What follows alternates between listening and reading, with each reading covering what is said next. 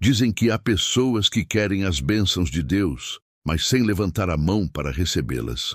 Em um pequeno vilarejo coberto de poeira, vivia um homem tão preguiçoso que sonhava em ser rico sem mover um dedo. Ele acreditava que a sorte lhe devia algo, que o trabalho era para os tolos e que o sucesso estava do outro lado da montanha. Mas essa jornada lhe ensinaria que a riqueza sem esforço é uma armadilha e que o preço da preguiça pode ser mais alto do que ele imaginava. Fique até o final, porque esta história, garanto, não só o fará refletir, mas também lhe mostrará como Deus corrige com amor, até mesmo o mais teimoso dos homens, o homem mais preguiçoso do vilarejo, e a lição que Deus tinha para ele. Há muito tempo, em um vilarejo empoeirado, escondido entre montanhas secas e caminhos de pedra, vivia um homem conhecido por todos como Caius, o preguiçoso. Diziam que ele era mais indolente do que uma mula dormindo ao sol. Cada manhã, enquanto os galos cantavam e a fumaça das cozinhas subia ao céu, ele continuava enrolado nos lençóis, abraçado ao travesseiro como se fosse um tesouro. Sua esposa, Lívia, era o oposto, forte, decidida e com um caráter que até o vento respeitava. Com braços firmes de tanto trabalho e um olhar que podia fazer um touro recuar, ela arcava com a casa, os animais e até com o cansaço do marido. "Caius, levanta de uma vez!" gritava toda manhã enquanto varria o quintal. "Se não trabalhar, nunca sairemos da pobreza. Olhe para este telhado que pinga, a lenha por cortar, o curral uma bagunça. Faça algo de útil, homem de Deus." Mas ele apenas se espreguiçava, bocejando com preguiça infinita. "Ai, mulher, sempre com seus sermões. Ainda haverá tempo para trabalhar", dizia entre sonhos. "Hoje o sol nasceu muito cedo. Deixa ele se cansar primeiro." Lívia cerrava os dentes. Ela o amava, mas a cada dia sentia que carregava uma mula morta.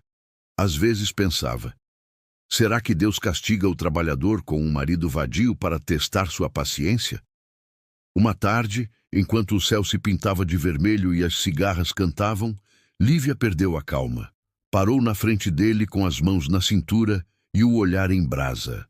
"Vamos, diga-me, Caius", disse em tom firme. "Como você espera que fiquemos ricos se você não move um dedo?" O homem bocejou tão forte que parecia que ia engolir uma mosca. "Calma, mulher", respondeu. "Eu tenho minhas ideias. Nem tudo na vida é suar. Há aqueles que ficam ricos com a cabeça, não com os braços." Lívia soltou uma gargalhada irônica. "E quando é que você usou a cabeça, preguiçoso? Você só a usa para segurar o chapéu." Caio se endireitou lentamente e apontou para a montanha que se erguia no fundo do vale, envolta em névoa dourada. "Dizem que atrás daquela montanha vive um sábio que conhece todos os segredos do mundo", ele murmurou. "Amanhã mesmo irei procurá-lo. Perguntarei a ele como ficar rico sem trabalhar." Lívia o olhou com uma mistura de esperança e resignação. "Mesmo que você não acredite, Deus pode usar até a sua preguiça para lhe ensinar algo", ela disse. "Vá, mas quando voltar, é melhor que tenha aprendido algo útil." E assim, ao amanhecer do dia seguinte, Caius saiu do vilarejo com um cajado torto e uma sacola vazia. Caminhava arrastando os pés, suspirando a cada 3 passos. "Que longo é o caminho da riqueza", resmungava. "Se o sábio não me der uma resposta fácil, volto a dormir debaixo de uma árvore." A paisagem era árida, mas bonita. Os morros tinham a forma de gigantes adormecidos e o vento soprava com o aroma seco da grama. Caius caminhou por horas, reclamando de tudo, do calor, da poeira, dos mosquitos, da fome e até da pedra que entrou na sua sandália. Quando o sol já começava a se curvar para o poente, ele chegou a uma área mais pedregosa. Ali, entre as sombras de umas rochas, ouviu um grunhido. De repente, apareceu um lobo magro com costelas marcadas e olhos brilhantes de fome. Caius parou, paralisado. O lobo olhou para ele e falou com uma voz grave, quase humana. Aonde você vai, caminhante? Vou em busca do sábio atrás da montanha, respondeu Caius, tentando soar corajoso. Quero saber como ficar rico sem ter que trabalhar. O lobo lambeu os lábios e gemeu. Então, se o vir, pergunte por mim também. Como é que como, mas nunca me farto? Meu estômago é um poço sem fundo. Diga a ele para me ajudar a entender por que sinto tanta fome. Caius assentiu com desânimo. Está bem, eu pergunto, respondeu. Embora só quisesse ir embora rápido antes de virar jantar, seguiu caminhando pela trilha empoeirada e pouco depois o terreno mudou.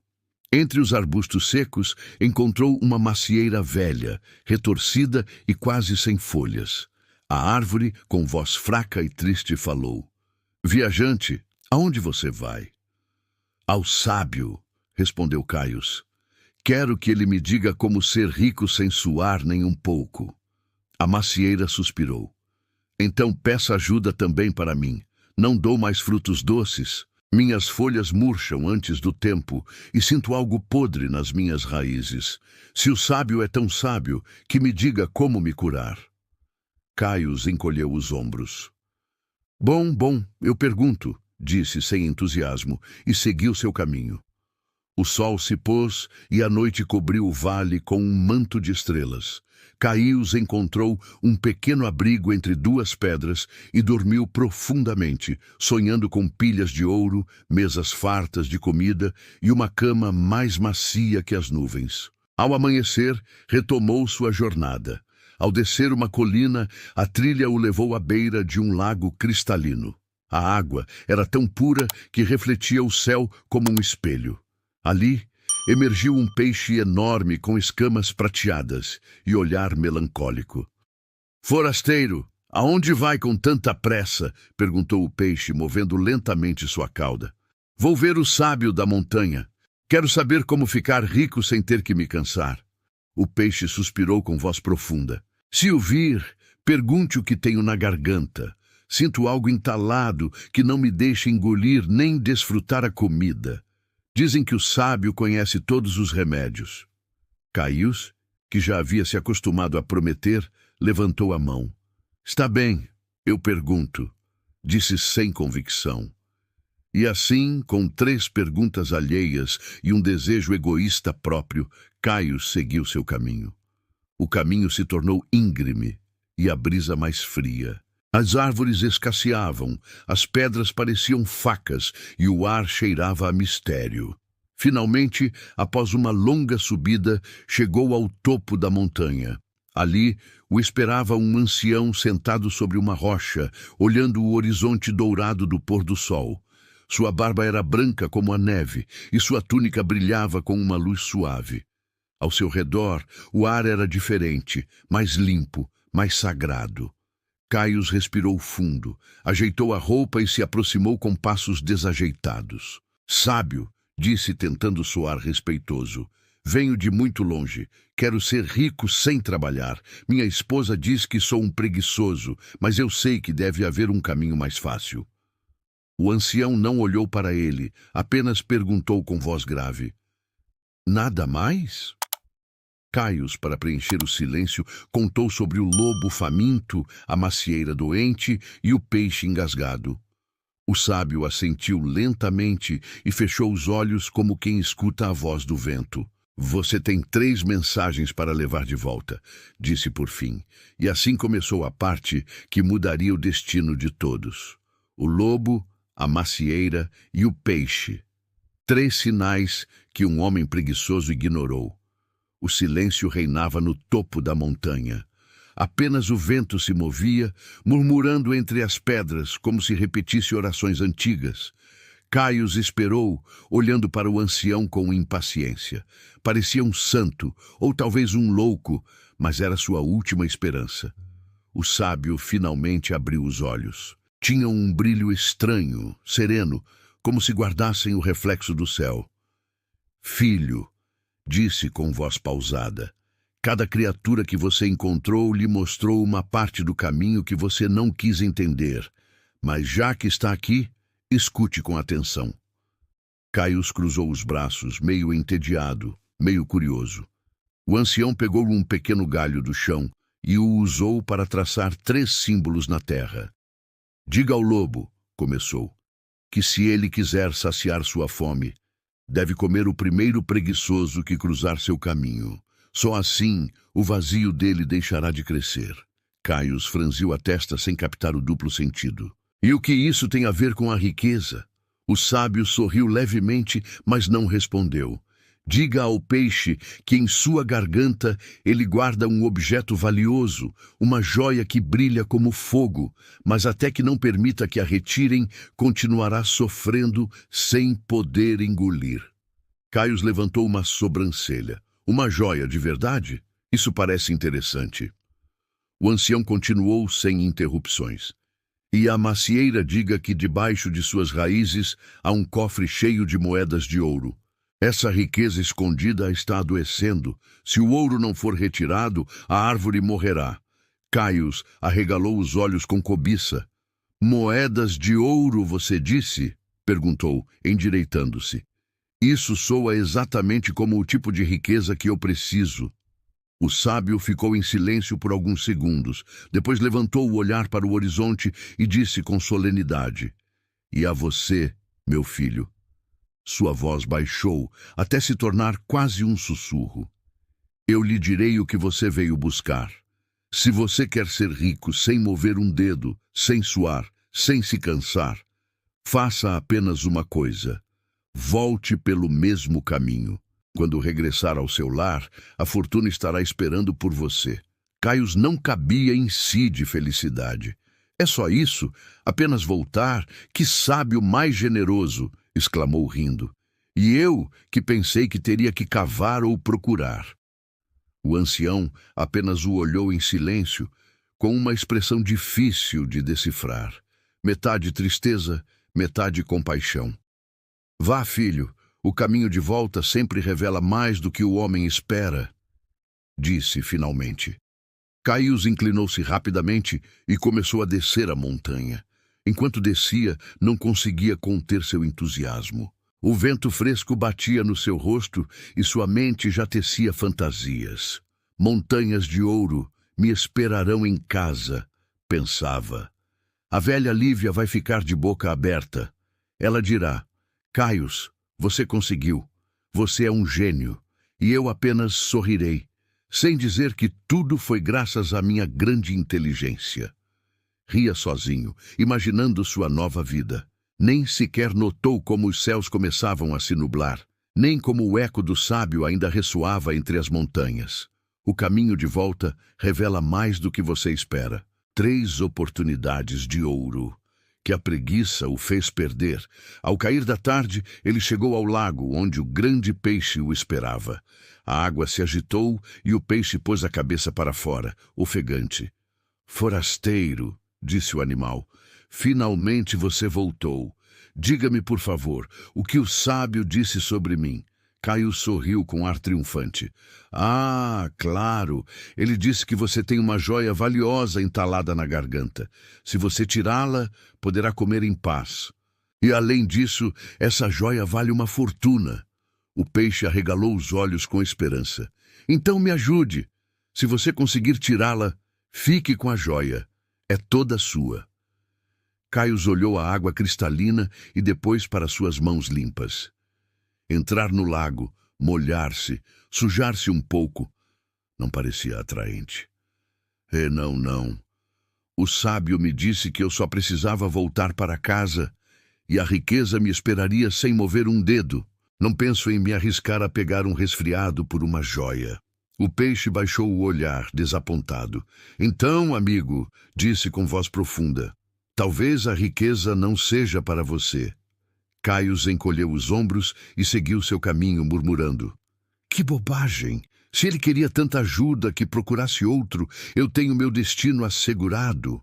Horas depois, o céu começou a se tingir de laranja e ele viu de longe a velha macieira. A árvore continuava torta, com galhos secos e folhas pálidas. Quando Caio se aproximou, uma brisa suave agitou seus ramos e a árvore falou com voz trêmula. Viajante, você viu o sábio? O que ele lhe disse sobre mim? Caio ajeitou o chapéu. Ele disse que você tem um cofre cheio de ouro enterrado nas suas raízes e que isso o está adoecendo. Se alguém o desenterrar, você voltará a dar frutos. A macieira estremeceu de emoção. Então me ajude, por favor. Cave, tire esse cofre e fique com todo o ouro. Só quero sarar e dar maçãs novamente. Caius pensou por um instante. Imaginou o tesouro brilhante escondido debaixo da terra, mas logo percebeu que teria que cavar, sujar as mãos e talvez levar horas. Ai! O sábio me garantiu que minha fortuna me espera em casa sem mover um dedo. Se eu começar a cavar, estaria desobedecendo ao seu sábio conselho. É melhor que outro te recupere. A macieira tremeu. Oh, insensato! Sussurrou a árvore. A riqueza só floresce onde há esforço. Mas Caius já se havia afastado, assobiando. O caminho de volta ficava mais fácil, mais curto. Seu passo se acelerava enquanto sonhava acordado com sua nova vida de riquezas. Já se via entrando no vilarejo com um terno novo, comprando uma casa maior, contratando outros para trabalhar para ele. Ah, pensou. Quem precisa se cansar quando se pode viver de inteligência? O sol estava prestes a se pôr quando a paisagem voltou a ficar agreste. Entre as sombras de umas rochas, o lobo magro reapareceu. Seu olhar estava mais faminto do que antes. Os caninos brilhavam sob a luz dourada. Humano! Grunhiu o lobo. Diga-me, o que o sábio disse sobre mim? Caius recuou um passo, um pouco nervoso. Ah, sim, ele disse que para acalmar sua fome, você deve comer o primeiro preguiçoso que cruzar seu caminho. Mas olhe, não se incomode, eu já estou de saída. O lobo inclinou a cabeça, aproximando-se lentamente. O primeiro preguiçoso, repetiu com um sorriso cheio de dentes amarelos. E diga-me, quem é mais preguiçoso do que você? Caius engoliu em seco. Espere, não foi literal. Eu posso te ajudar com outra coisa. Eu posso... O vento soprou com força. As folhas secas se levantaram como uma advertência do céu. Caius recuou, mas o lobo deu mais um passo à frente. Você teve 3 oportunidades de trabalhar, 3 momentos para mudar seu destino, disse o animal com uma voz que soava quase humana. Mas você escolheu o caminho fácil. O sábio lhe deu a resposta que você queria ouvir, não a que você precisava. Caius tentou correr, mas suas pernas tremiam como se pesassem uma tonelada. O lobo levantou a cabeça e soltou um uivo que ecoou por todo o vale.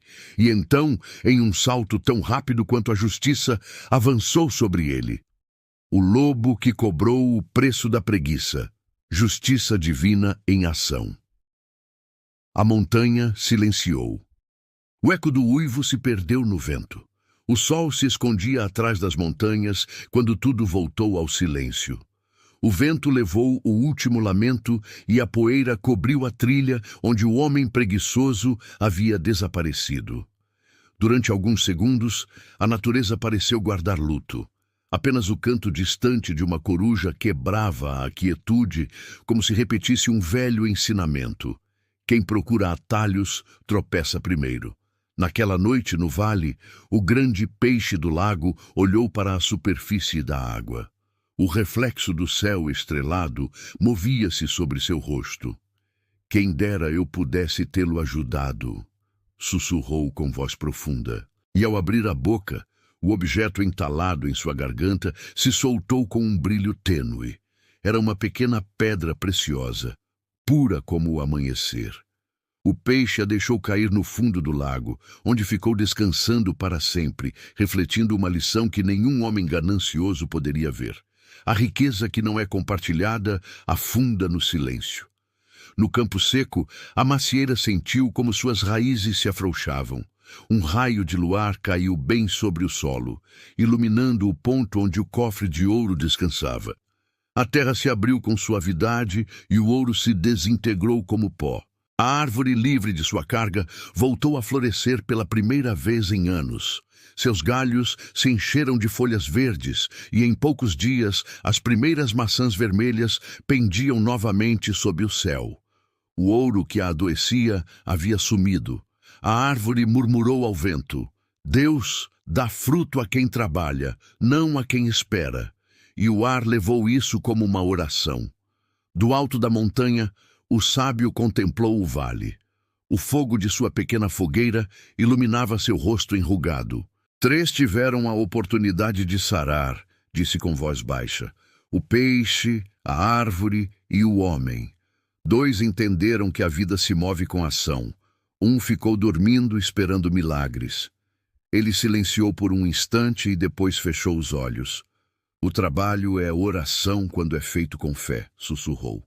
E a preguiça é a oração vazia de quem quer os frutos sem semear a semente.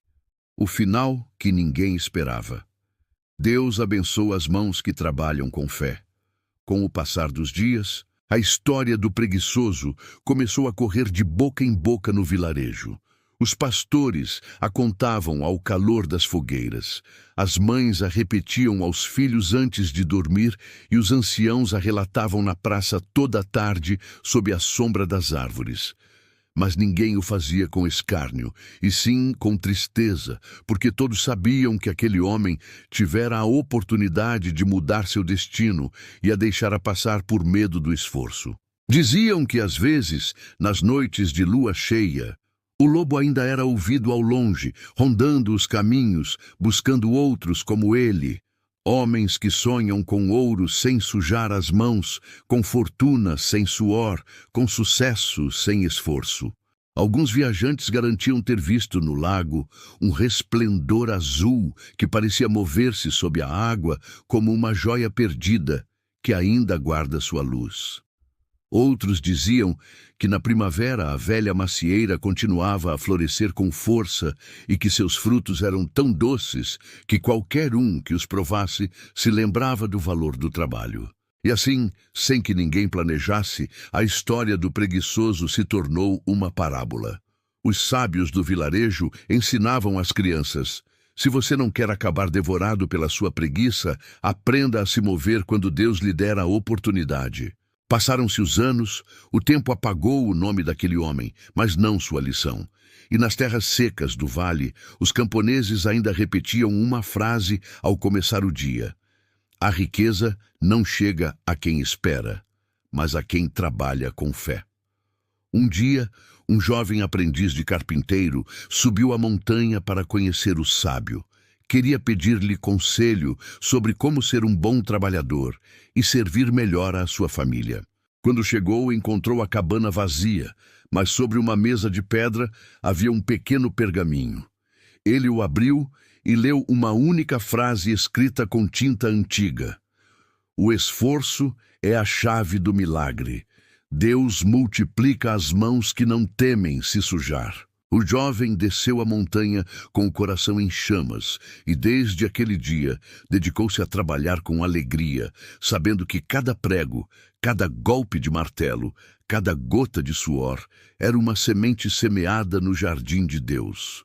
O vilarejo mudou. As crianças já não sonhavam com riquezas fáceis, mas com aprender um ofício. As mulheres ensinavam às filhas que a fé sem ação está adormecida. E os homens, antes de começar suas tarefas, olhavam para o céu e diziam em voz alta: Senhor, abençoa o meu trabalho. Não quero ouro sem propósito, nem descanso sem mérito. E assim, pouco a pouco, o eco do preguiçoso foi se desvanecendo. Mas sua história permaneceu viva na consciência de todos, porque no final não foi o lobo quem o devorou, foi a sua própria preguiça. O animal apenas foi a forma que a consequência tomou. Amigo, se esta história tocou seu coração, não a esqueça. Deus não abençoa os atalhos, abençoa os passos firmes.